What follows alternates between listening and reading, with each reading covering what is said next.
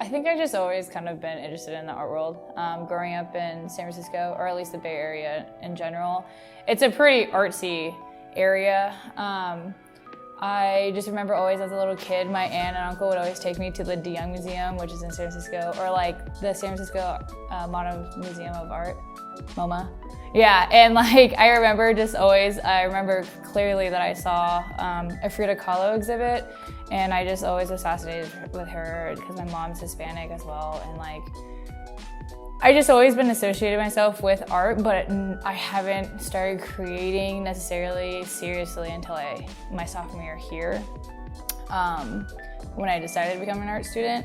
But I don't know, I've just always been kind of like interested in the art in general. I took anatomy. I thought I was going to be an exercise science or athletic training major.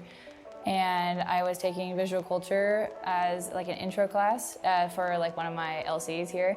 And I really enjoyed it. And then I took a non-Western visual culture, and I asked Professor Santino, I was like, how do I do this? Like, what did you major in, and how did you get into this profession? Because that's kind of something that I was very interested in. She gave me a note, and it said I had Brian Winkelweeder's, the head chair of that art department's email in it. And I just remember I was like, I don't want to major in art since they don't have an art history program here.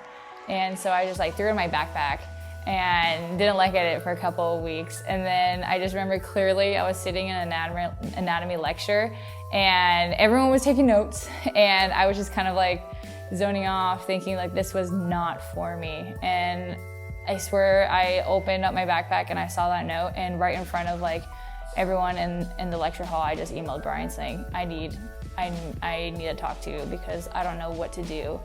I'm lost, I'm confused. I know I want to do something art, but I don't necessarily want to be an artist when I graduate. And so that's how I started getting into the art classes, and I just became an art major and just trying to find my niche in the art department. My senior year finally found it, but yeah. My family, both my mom and my dad, are very into sports. My mom is very big into soccer. My dad is football and baseball. And so I started playing t-ball when I was in first grade. And ever since then, I've been playing softball and soccer since high school, both on schools teams and travel ball teams. I can't remember one summer where I didn't play softball and traveled to everywhere in the country to play, but that has been kind of always just been in my life ever since I was little. I chose Linfield for softball. I know that their program is amazing, and Jackson Vaughn is our head coach, and he also coaches football, which is also another amazing athletic program here at Linfield. And I found it one day my junior year. I was just online. I knew I wanted to stay in the Pacific Northwest, and I saw that they won the Nationals titleship in 2011. And I was like, wow, this team is actually good. Started contacting Jackson and had my visit here my senior year of high school and absolutely fell in love. So I came to Linfield for softball. And it's really hard being a student athlete, especially as an art student. Also, I am student teaching full-time, so it's both programs that I'm in, education, art, and softball, want my undivided attention all the time. And it's impossible, but it's really, really hard. Beginning of my career, so like my freshman, sophomore, and a little bit of my junior year, I gave my undivided attention to softball. Like I would miss class just because I had practice, or I didn't want to miss practice, until the end of my junior year and beginning, obviously, my sophomore year. I had to like reverse that. So student teaching was first because I'm at the high school from 7:30 in the morning till 4:30 every day. And then right after I have practice. Usually practice starts at 3:30 and don't get out at like 8 or even later, depending on the weather. And then I'm gonna have some time to find art. But like usually softball, unfortunately right now, is kind of like on my last end of the list for academics, just so I can graduate. But it's hard. Like I talked to my coach about it, and we kind of just like laid out a plan. and he knows, and there's a reason why we came to D3 is to do both. The reactions I get are, because a lot of my teammates are either business or exercise science. So, and I think that's kind of influenced me in my freshman years to dabble into the science world, because everyone else is science. But I don't really get the best reactions from both sides, to be honest. When I interviewed to become an art major, they told me that I had to choose between art or softball. Obviously, I decided to do both because I'm not going to have someone tell me what to do for my college career.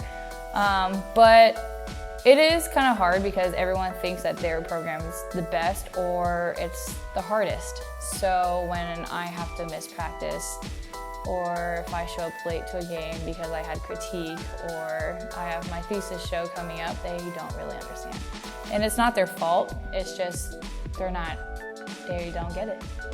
Art definitely will be in my future because that's what I want to be in. I love the art world. I actually am going to Pacific Northwest College of the Arts in the fall to be their graduate student in their critical studies major. And I want to be a curator. So I want to either own a gallery or curate a show or shows in museums or in galleries. But that's a little bit difficult with softball being my future. I obviously love the sport. I grew up with it ever since I was 6, and it's been in my life. But I think this next year will be a good year just to kind of like debrief. And I definitely want to pick it up, either coaching or playing like a slow pitch league, but not after I graduate. I kind of need a break.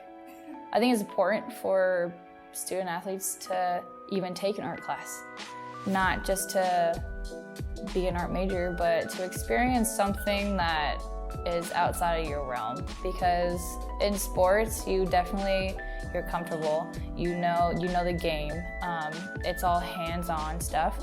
But in the classroom, it's sitting in your class, like in a lecture, writing a paper, a case study or whatever they do, or even in labs.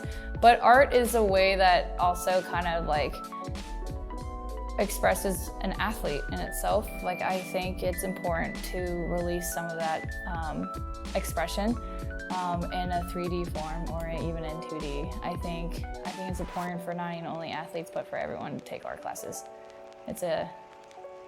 It's one hell of a time.